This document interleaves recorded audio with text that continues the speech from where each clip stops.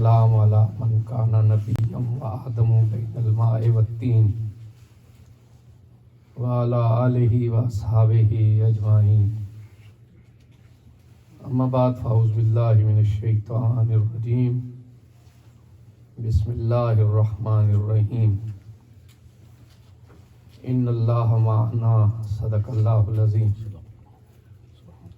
ان اللہ وملائکتہ یصلون علی النبی یا ایھا الذین آمنوا صلوا علیہ وسلموا تسلیما الصلاۃ والسلام علیک یا سیدی یا رسول اللہ وعلی آلک واصحابک یا حبیب اللہ الصلاۃ والسلام علیک یا روح جسد الکونین وعلی آلک واصحابک یا عین حیات الدارین الصلاۃ والسلام علیک یا سید الاشراف وعلی آلک واصحابک یا جامع الاوصاف مخدومی و معظمی سیادت پناہی حضرت علامہ سید یامر شاہ صاحب عالی مرتبت محترم المقام حضرت علامہ سید ساجد حسین رضوی صاحب برادر محترم محمد سلیم مغل صاحب حضرات گرامی مرتبت بہت خوشی اور مسرت کا موقع ہے کہ ذکر مصطفیٰ صلی اللہ علیہ وسلم کی وساطت سے آپ حضرات سے ملاقات ہے۔ اس گھر میں اللہ کریم رحمتیں برکتیں وسعتیں عطا فرمائے کہ جس کی پہلی نشست حضور انور صلی اللہ علیہ وآلہ وسلم کے میلاد مبارکہ کی طرف منسوب ہے، اللہ کریم اس فیضان کو جاری و ساری فرمائے اور اس میلاد شریف کی برکتوں سے ہم سب کو بہرہ فرمائے۔ بہت عالی مرتبت شخصیت ہمارے درمیان موجود ہیں۔ قبلہ رضوی صاحب نے بڑی خوبصورت اور دل نواز باتیں کی۔ کچھ دن پیشتر مجھے ان سے ملنے کی سعادت پہلے بھی نصیب ہوئی، تو ماشاءاللہ ان کا حسن تعاون، خلوص اور محبت، اس کے نقش جب مرتسم ہوتے ہیں تو پھر رہتے ہیں، باقی رہتے ہیں۔ نبی کریم صلی اللہ علیہ وآلہ وسلم کی ایک حدیث مبارک مختلف کتابوں میں ہے، کسی نے تفصیل سے بیان کی، کسی نے اختصار سے بیان کی۔ محدثین کا اپنا طریقہ ہے کہ جس باب کے تحت جتنی حدیث کی ضرورت ہوتی ہے وہ بیان کرتے ہیں۔ بعض اوقات واقعہ بیان کرنا ہے تو پوری بات تفصیل سے ہو جاتی ہے، بعض اوقات احکام کا کوئی ایک گوشہ بیان کرنا مقصود ہوتا ہے۔ محدثین کے اس طریقہ کو نہ سمجھنے کی وجہ سے فی زمانہ بڑے فتنے پھیلائے جا رہے ہیں، کچھ کم فہمی کی وجہ سے اور کچھ دیدہ دانستہ۔ حدیث مبارکہ کا وہ حصہ جس کا تعلق آج کے موضوع سے ہے میں پیش خدمت کروں گا۔ خلاصہ یوں سمجھیے، حضرت معاذ بن جبل رضی اللہ تعالیٰ عنہ روایت کرتے ہیں کہ ایک دن ہم فجر کی نماز سے پہلے نبی کریم صلی اللہ علیہ وسلم کا انتظار کر رہے تھے کہ سرکار دو عالم صلی اللہ علیہ وسلم تشریف لائیں اور معمول کے مطابق فجر کی امامت فرمائیں۔ حضور اکرم صلی اللہ علیہ وآلہ وسلم اس دن معمول کے مطابق تشریف نہ لائے بلکہ قدر تاخیر ہوئی، اور اتنی تاخیر ہوئی کہ وقت بہت قلیل رہ گیا، اور پھر ہم نے دیکھا کہ سرکار دو عالم صلی اللہ علیہ وسلم حجرہ مبارک کا پردہ ہٹا کے، اس حجرہ مبارکہ کا پردہ ہٹا کے باہر تشریف لائے، اور قدر رفتار میں تیزی تھی، ایسی بھی نہیں، حضور اکرم صلی اللہ علیہ وسلم کی تو ساری باتیں خوشنما ہوتی کہ پھر نبی کریم صلی اللہ علیہ وسلم تشریف فرما ہوئے، آپ نے نماز پڑھائی، اس کے بعد پھر آپ وہیں جلوہ افروز ہو گئے. اور ایک بہت بڑے مقام عرفان سے سرکار دو عالم صلی اللہ علیہ وسلم نے کرم نوازی فرماتے ہوئے پردہ ہٹایا. حضرت خواجہ نظام الدین اولیاء سلطان المشائخ محبوب الہی ارشاد فرماتے ہیں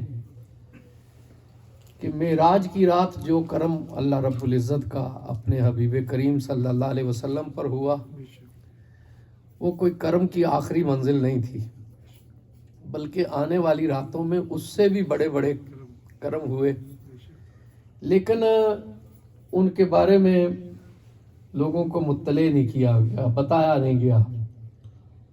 جو معراج کا مقام کعبہ قوسین ہے، جو کیفیت ہے، زمانہ تو اسے آج تک نہیں سمجھا. کوئی سوچ رہا ہے کہ جسم ہے، کوئی سوچ رہا ہے کہ روحانی معراج ہے، کوئی سوچ رہا ہے کہ خواب ہے کہ حقیقت ہے. تو اس سے بڑے کرم ہوئے ہوں گے، اور یقیناً یہ بات قرآن پاک کے مطابق ہے کہ وَلَلْآخِرَةُ خَيْرٌ لَكَ مِنَ الْأُولَىٰ.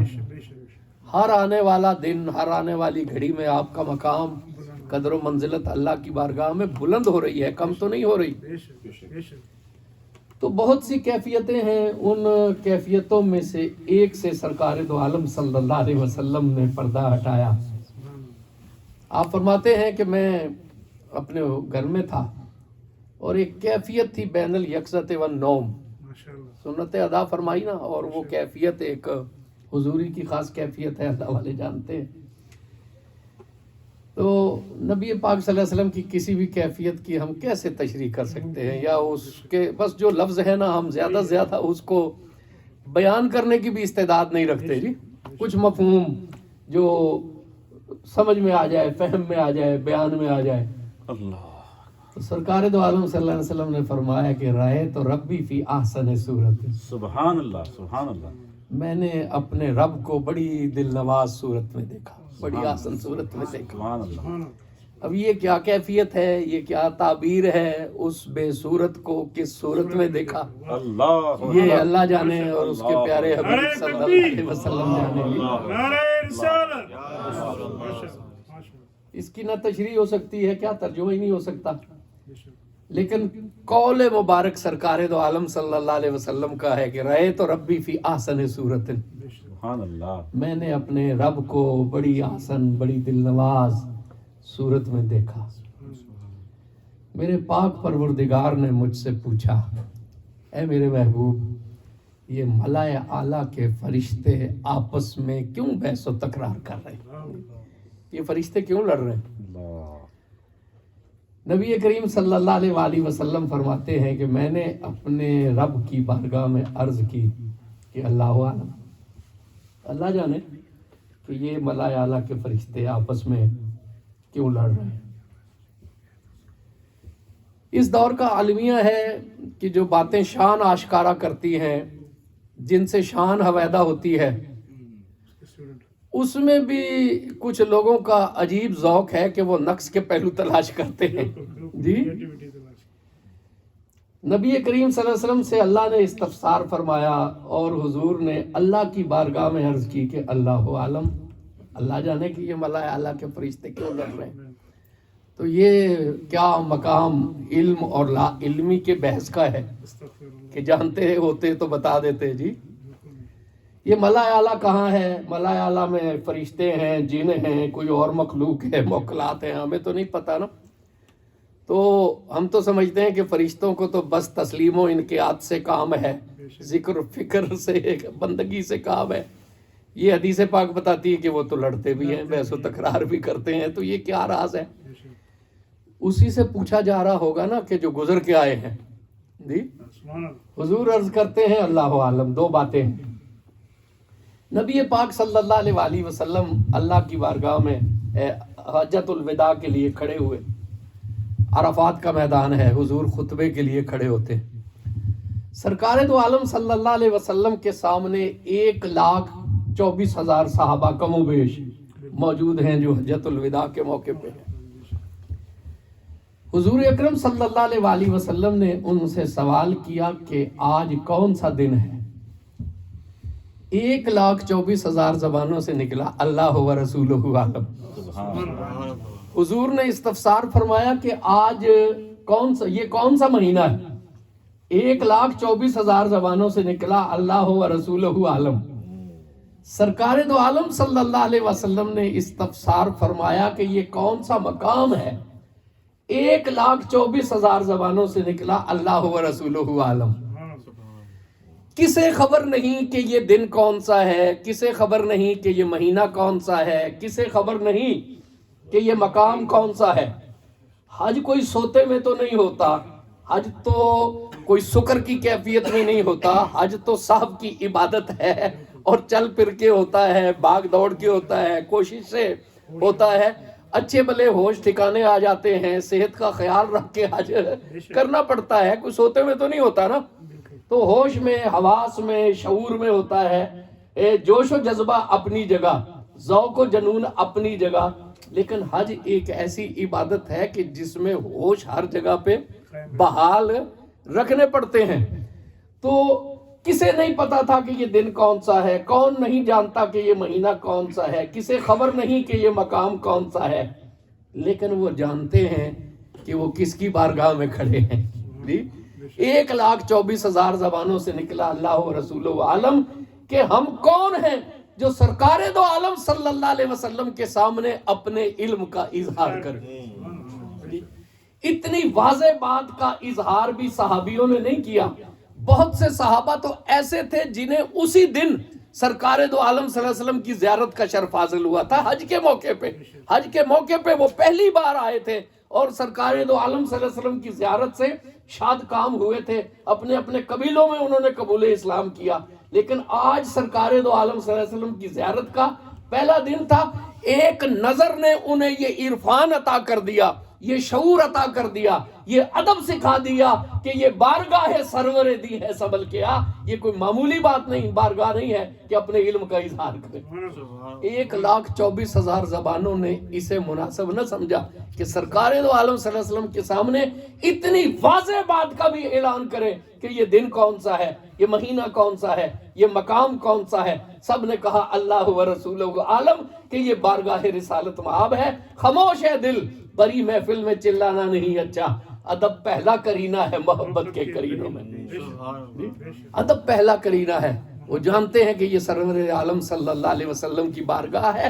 جب اتنے لاکھ لوگوں کو، اتنے ہزار لوگوں کو ادب سکھانے والے خود اللہ کی بارگاہ میں حاضر ہوں گے تو کیا اپنے علم کا اظہار کریں گے یا کہیں گے اللہ عالم؟ وہ تو لوگوں کو ادب سکھانے والے، کیا وہ اللہ کی بارگاہ میں اپنے علم کا اظہار کریں گے؟ اور پھر دیکھو کہ اللہ رب العزت کی بارگاہ میں یہ جتنے علم ہیں، یہ جتنے مجاہدے ہیں، یہ جتنے کشٹ کاٹے جاتے ہیں، یہ عبادتیں، یہ ریاضتیں، یہ مراقبے، یہ ذکر، یہ فکر، یہ سرور کس نے کہ اللہ کی معرفت نصیب ہو جائے، اللہ کی معرفت نصیب ہو جائے۔ جو اللہ کی بارگاہ میں حاضر ہو چکے ہیں ان سے علم کا سوال اٹھانا، ان سے پوچھنا کہ کیا علم ہے یا نہیں ہے۔ علم تو میاں راستہ کے لیے ہے، علم تو زینہ ہے۔ جب وہ معلوم کی بارگاہ میں پہنچ چکے ہیں، کوئی شخص بام پہ پہنچ چکا ہو اور ماہ تمام کو دیکھ رہا ہو، اس سے سوال کیا جائے کہ کتنے زینے چڑھ کے اوپر آئے ہو، اسے چاند دیکھنے سے سروکار ہے یا زینے گننے سے سروکار ہے؟ جو علم کی منزل سے گزر کر معلوم کی منزل پہ پہنچ چکے ہیں، جو اللہ کو تک پہنچ چکے ہیں، ان سے سوال کیا جائے کہ زینے گننے آتے ہیں یا نہیں گننے جاتے۔ اور میاں جو اوپر دیکھ رہے ہیں، حسرت جلوائے ماہ تمام دارم، دست بر سینہ نظر بھر بد لب پام دارم۔ جو چاند کو دیکھ رہا ہو اسے کیا سروکار ہے کہ اسے علم حاصل ہو کہ نہ حاصل ہو، وہ زینے گنتا رہے۔ یہ جو اللہ رب العزت کی بارگاہ میں پہنچنے والے ہیں، علم سے گزر کر معلوم کی منزل پہ پہنچے ہیں نا، ان سے سوال ہو رہا ہے کہ علم ہے یا نہیں ہے، جانتے ہیں یا نہیں جانتے ہیں۔ جو اللہ رب العزت کو جانتے ہیں، رائے تو ربی فی احسن صورت، جو اپنے رب کو دیکھ رہے ہیں، جو کہ اس ذات معلوم کو دیکھ رہے ہیں کیا اس کا ان کے بارے میں علم کا سوال کرنا اور یہ سوچتے ہی رہنا کہ وہ جانتے بھی ہیں یا نہیں جانتے ہیں؟ یہ کیا عجیب و غریب جو ہے وہ فلسفہ ہے، یہ کیا عجیب و غریب جو ہے وہ رویہ ہے؟ پہلی بات تو علم کی ہے، دوسری بات ادب کی ہے۔ جو اپنے اللہ کو دیکھ رہا ہے اسے کیا پڑی ہے کہ کائنات میں کیا ہو رہا ہے؟ جی، جو اللہ کو دیکھ رہا ہے اسے کوئی ہے ضرورت کہ کائنات کو کیا دیکھ رہا ہے؟ جب اللہ رب العزت نے ہمتن اپنی ذات کی طرف متوجہ دیکھا تو سرکار دو عالم صلی اللہ علیہ وسلم فرماتے ہیں کہ اللہ رب العزت نے اپنا دست قدرت میرے دونوں کاندھوں کے درمیان رکھ دیا، جی، اور اس طرح کی اس کی ٹھنڈک میں نے اپنے سینوں کے درمیان محسوس کی۔ اللہ نے دست قدرت میرے کاندھے پہ رکھ دیا، بھیا اللہ یہ جانے کہ اس کی یہ کیا کیفیت ہے، ہم تشریح نہیں کر سکتے جی۔ اللہ تبارک و تعالیٰ کو نہ تجسیم سے یاد کیا جا سکتا ہے نہ تشبیہ سے یاد کیا جاتا ہے، اس کیفیت کو اللہ کا رسول ہی جانے۔ حضور فرماتے ہیں اللہ نے دست قدرت میرے کاندھوں کے درمیان رکھ دیا، اس کی ٹھنڈک میں نے اپنے سینے میں محسوس کی، اس نے جلتی ہوئی پیشانی پہ جب ہاتھ رکھا روح تک آ گئی تاثیر مسیح آئی۔ فَعَلِمْتُ مَا فِي السَّمَاوَاتِ وَالْأَرْضِ، جو کچھ بھی زمین اور آسمان میں تھا میرے سامنے آشکار ہو گیا۔ جی، پہلے حضور نے عرض کی کہ اللہ عالم، اب حضور دیکھ رہے ہیں کائنات کو۔ کیوں دیکھ رہے ہیں؟ کہ اللہ رب العزت نے دست قدرت آپ کے کاندھے پہ رکھا اور کہا کہ اے مجھے دیکھنے والے، کائنات کو دیکھنا بھی تیرے لیے ضروری ہے، اس لیے کہ کائنات کی بقا کا وسیلہ تو آپ ہیں، آپ دیکھیں گے تو کائنات چلے گی، آپ دیکھیں گے تو کائنات چلے گی۔ اے مجھے دیکھنے والے میری مخلوق کو بھی دیکھ، اے مجھے دیکھنے والے میری کائنات کو بھی دیکھ۔ آپ ہمتن اللہ کی طرف متوجہ ہیں، لیکن اللہ چاہتا ہے کہ اللہ کو بھی دیکھیں اور اللہ کی مخلوق کو بھی دیکھیں، اس لیے کہ مخلوق کی بقا کا وسیلہ میں نے آپ کو بنایا۔ پھر سرکار دو عالم صلی اللہ علیہ وسلم نے آیہ مبارکہ تلاوت فرمائی، وہ بڑا معنی خیز اس کے اندر ایک نکتہ ہے۔ حضور نے تلاوت فرمائی، نُری ابراہیم ملکوت السماوات والارض وَلِيَكُونَ مِنَ الْمُوقِنِينَ۔ اللہ کریم فرماتے ہیں کہ ہم نے اپنے بندے ابراہیم علیہ السلام کو زمین و آسمان کی مملکتیں دکھا دی، اور کیا ہوا پھر؟ وَلِيَكُونَ مِنَ الْمُوقِنِينَ، وہ اہل ایقان میں سے ہو گئے، منزل یقین پہ فائز ہو گئے، علم یقین عین یقین میں پہنچا، اور عین یقین حق یقین میں پہنچا۔ ابراہیم علیہ السلام نے کائنات کو دیکھا، اس کائنات کی صنائی سے، تخلیق سے، اس تصویر سے مصور کو سمجھا، اس آئینے سے آئینہ گر کو سمجھا، اس صنعت سے سانے کو سمجھا، اور وہ مقام یقین پر فائز ہوئے کہ اللہ رب العزت کیسا ہے۔ پیغمبر کبھی بھی بے یقین نہیں ہوتا، لیکن یہ علم کے مدارج ہیں، انہیں علم کا اگلا درجہ حاصل ہوا جو کہ پیغمبرانہ مراتب کے مطابق ہے، ہمارے مراتب کے مطابق نہیں ہے۔ تو حضرت ابراہیم نے کائنات کو دیکھا اور پھر اس کے ذریعے سے اللہ کو سمجھا۔ جتنے بھی عرفان کے راستے ہیں وہ اسی طرح ہی شروع ہوتے ہیں کہ من عرف نفسہ فقد عرف ربہ۔ پہلے درویش نفس خود کا عرفان حاصل کرتا ہے، پھر رب کا عرفان حاصل کرتا ہے، پھر درویش جو ہے وہ آفاق کا عرفان حاصل کرتا ہے، پھر رب کا عرفان حاصل کرتا ہے۔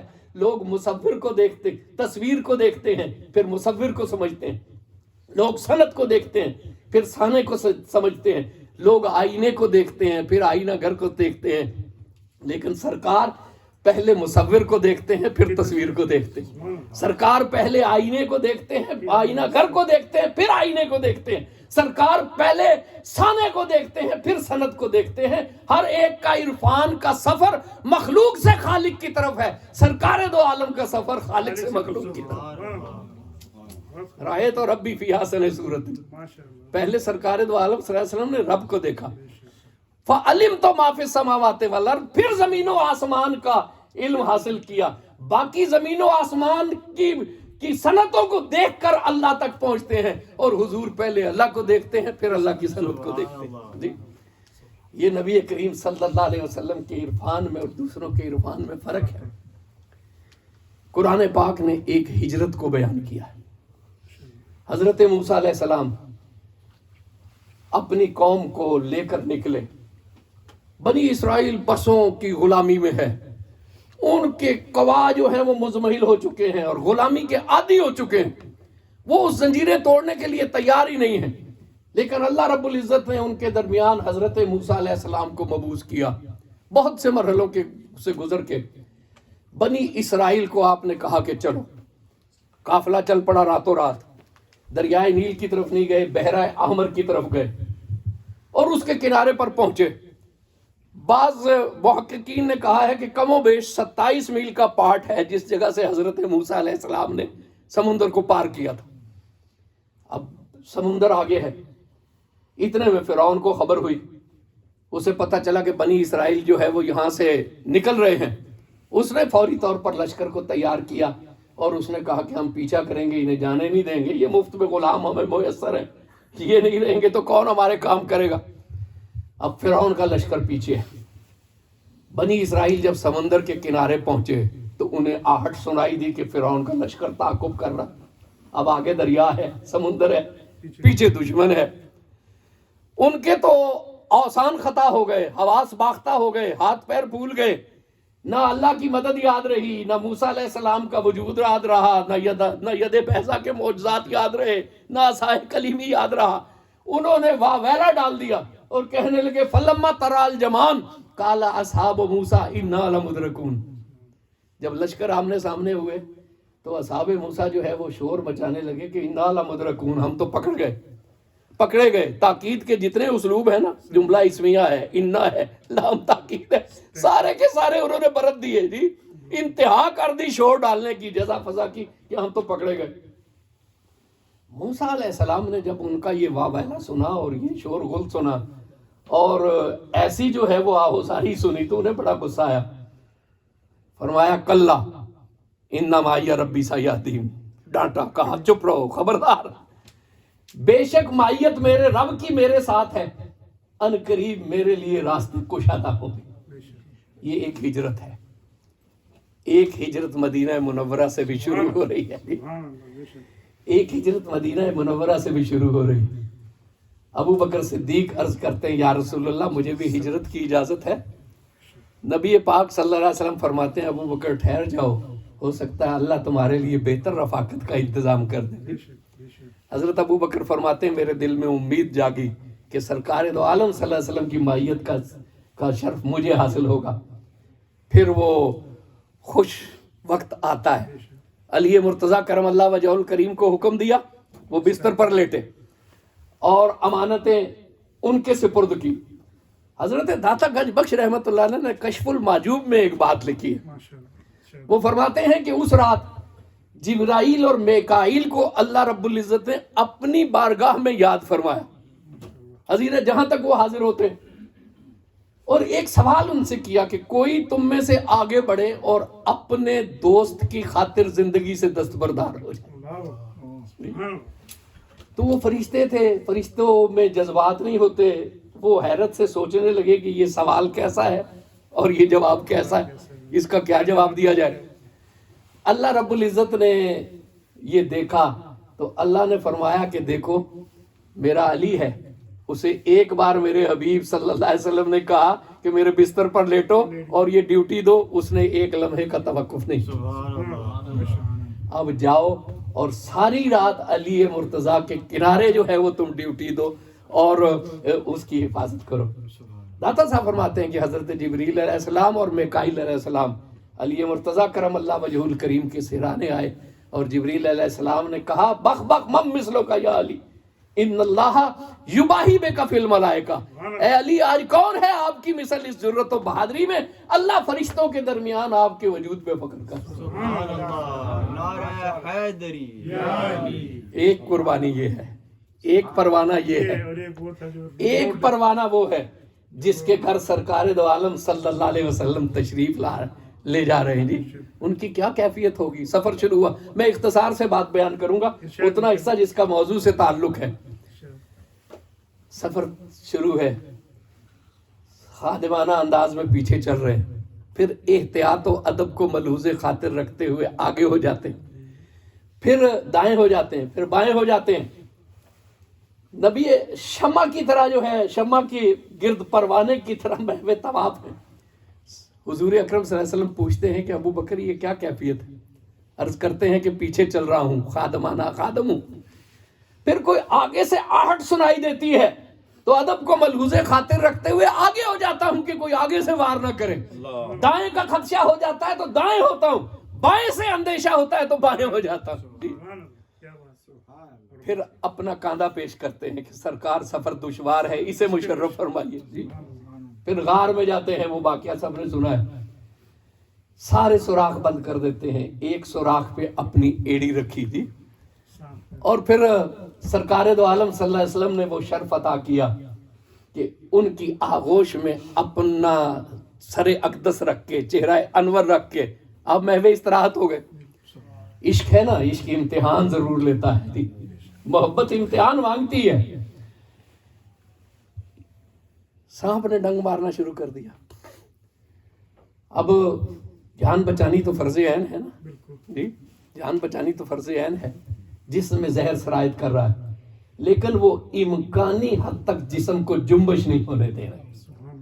دیکھو میاں، اگر کسی فرد بشر کی نیند کا معاملہ ہوتا تو جان بچانی فرض عین ہے، لیکن ابو بکر صدیق سمجھتے ہیں کہ یہ آنکھیں جو میرے سامنے بند ہیں اور محو استراحت ہے، یہ نہ جانے عرفان کی کون سی دنیا میں کھلی ہے۔ ابھی تو اند ربی یطعمنی و یسقینی، یطعمنی و یسقینی، میری راتیں میرے رب کے پاس گزرتی ہیں، وہ مجھے کھلاتا بھی ہے، وہ مجھے سیراب بھی کرتا ہے۔ وہ اسے بشریت کی نیند سمجھتے تو جان بچانا فرض عین تھا، وہ اسے نبی کی کیفیت سمجھتے ہیں۔ اور ابو بکر صدیق نے کہا کہ جان جاتی ہے تو چلی جائے، میں ہوں کون جو نبی کی کیفیت میں خلل ڈالوں۔ نعرہ تکبیر، نعرہ رسالت، نعرہ حیدری۔ وہ جانتے ہیں کہ تنام و عینی ولا ینام قلبی، یہ آنکھیں تو بند ہو جاتی ہیں لیکن یہ دل جاگ رہا ہے، یہ عرفان کی کسی دنیا میں ہے، یہ معرفت کے کسی مقام پہ ہے۔ میان عاشق و معشوق رمزیز، کرامن کاتبیرہ ہم خبر نیز۔ ابو بکر صدیق اسے بشریت کی نیند سمجھتے تو جان بچانا فرض عین تھا، لیکن وہ اسے نبی کی کیفیت سمجھتے ہیں۔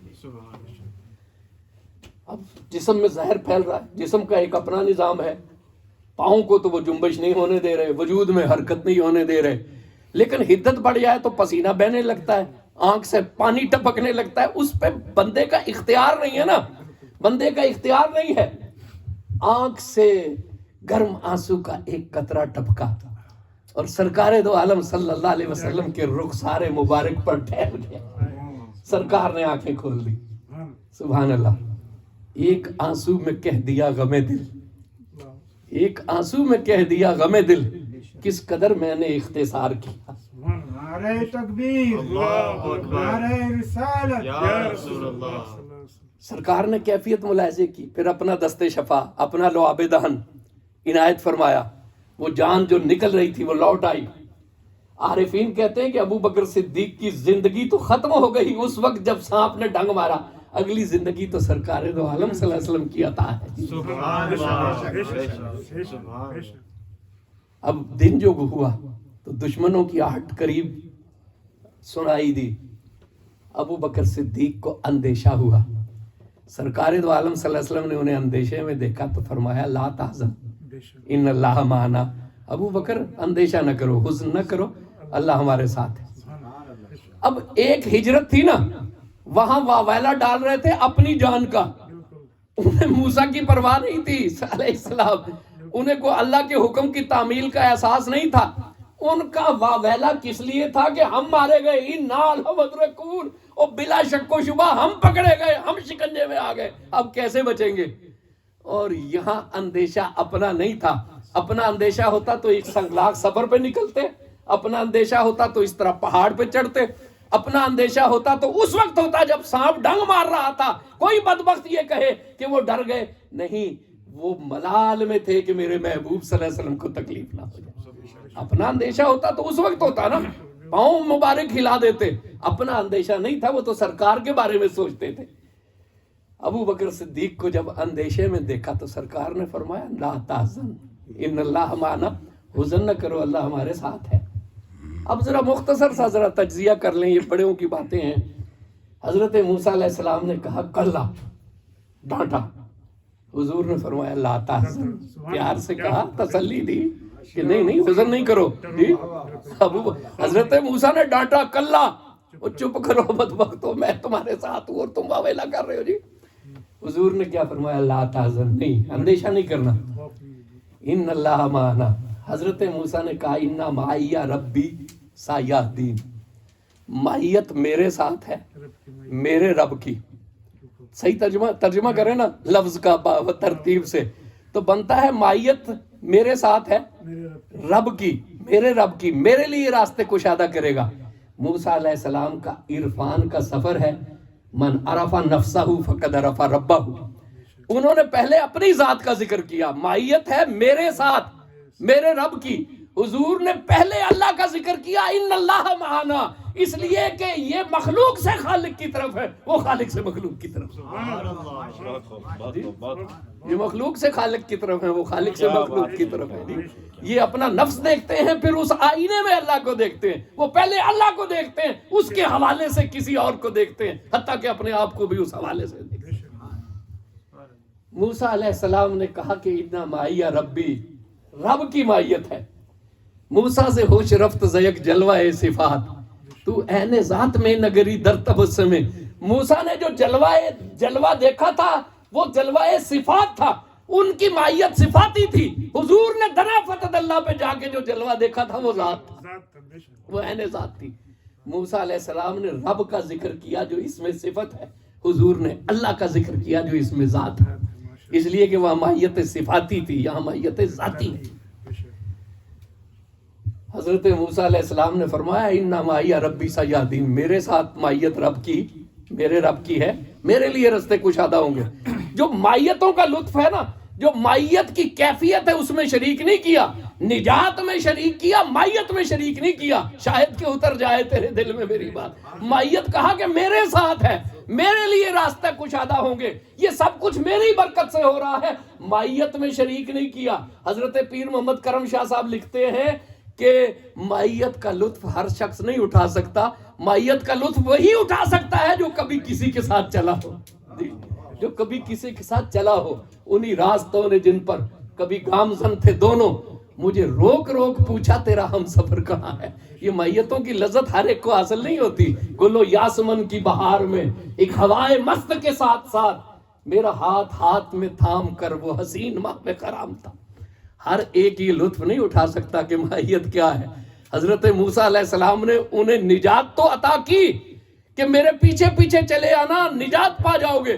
معیت میں شریک کرنے کا تکلف نہیں فرمایا. اور حضور نے فرمایا ان اللہ معنا، اے ابو بکر جس طرح اللہ کی معیت میرے ساتھ ہے اسی طرح اللہ کی معیت تیرے ساتھ بھی ہے. نبیت کا اپنا ظرف، صدیق کا اپنا ظرف، لیکن حضور نے انہیں بھی معیت میں شریک فرمایا. اس قدر کون محبت کا صلہ دیتا ہے، اس قدر کون محبت کا صلہ دیتا ہے. اس کا بندہ ہوں جو بندے کو خدا دیتا ہے. ان کی تو معیت ہی منفرد ہے. دنا فتح اللہ فکان قاب قوسین او ادنا. کیسی معیت ہے اللہ نے قرآن میں بیان کی جی، کہ وہ اللہ کے قریب ہوئے، اس بارگاہ تک ان کی قربت ہوئی. تفصیل میں جائے وغیرہ بہت اختصار سے بیان کر دوں. اس طرح اپنے پاک پروردگار کے قریب ہو گئے. فکان قاب قوسین، کہ جس طرح دو کمانوں کے کنارے، دو کمانے قریب ہو جائیں تو کیا ہوگا؟ اس طرح ہی نا، جیسے یہ دو ہتھیلیاں قریب ہیں ایسے قریب ہو گئے نا دو. لوگ کہتے ہیں کہ ذکر مصطفیٰ کرتے ہو، حضور کی شان بیان کرتے ہو، اتنا بڑھا دیتے ہو کہ خدا سے ملا دیتے ہو، اتنا بڑھا دیتے ہو کہ خدا سے. یہ کعبہ قوسین پہ کس نے نبی کریم صلی اللہ علیہ وسلم کو فائز کیا ہے؟ رب تعالیٰ نے کیا نا. یہ ام ہانی کے گھر سے اٹھا کے کعبہ قوسین میں اس طرح ملانے والا، یہ خدا سے ملانے والا خدا ہے کہ کوئی اور ہے؟ جی خدا ہے کہ کوئی اور ہے؟ اور کون سمجھے گا یہ کعبہ قوسین کی قربت کیا ہے؟ عقل حیران ہے نا. کیسے ہم سمجھ سکتے ہیں؟ کون پہنچ سکتا ہے؟ کس کی رسائی ہے؟ لی مع اللہ وقت لا یسعنی فیہ ملک مقرب ولا نبی مرسل. کوئی ملک مقرب نہیں سمجھتا، کوئی نبی مرسل نہیں سمجھ سکتا. اور اللہ نے کیا بیان کیا ذرا غور سے پڑھو تو صحیح. اللہ فرماتا ہے او ادنا جی کعبہ قوسین جی دو کمانوں کی قربت تو یہ ہے نا, لیکن اللہ فرماتا ہے اس سے بھی زیادہ قریب ہو گئے, اس سے بھی زیادہ قریب ہو گئے. اور میاں سمجھو تو صحیح, اگر کثافت ہو تو یہ قربت ہوتی ہے, لطافت ہو تو او ادنا ہوتا ہے جی, او ادنا ہوتا ہے. وہ ذات لطیف ہے, اور جو ذات حاضر ہوئی ہے وہ نور ہے, اسی کے جلوے, اسی سے ملنے, اسی سے اس کی طرف گئے. اگر میاں کثافتیں ہوتی تو او ادنا پہ کعبہ قوسین پہ ٹھہر جاتی. کعبہ قوسین او ادنا اشارہ کر رہی ہے کہ وہاں کثافت نام کی کوئی چیز نہیں ہے, لطافت ہی لطافت. شاید کہ اتر جائے تیرے دل میں میری بات. کعبہ قوسین نے حد کھینچ رکھی ہے ورنہ, کعبہ قوسین نے حد کھینچ رکھی ہے ورنہ, ذکر معراج کا چھڑ جائے تو کیا کیا لکھوں. اب ایک لطافت کی بات اور سنیے کہ کعبہ قوسین اتنی قربت, او ادنا اس سے بھی زیادہ قربت, اس سے بھی زیادہ قربت. لیکن یہ قرآن ہے, سبحان اللہ, یہ قرآن کی لطافت بیان ہے. اس نزاکت کو قرآن کے علاوہ شاید کوئی بیان بھی نہ کر سکتا کہ اتنی قربت ہے, اتنی قربت ہے. کعبہ قوسین او ادنا کی قربت ہے, لیکن قرآن نے کہا قوسین, ایک قوس توحید کی ہے, ایک رسالت کی ہے, ایک خدا کی ہے, ایک مصطفیٰ کی ہے. اتنی قربت کے باوجود بھی خدا خدا ہے, بندہ بندہ.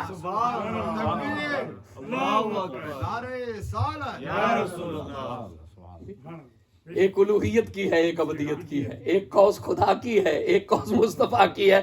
اتنی قربت کے باوجود بھی قوسین خلط ملط نہیں ہوئی.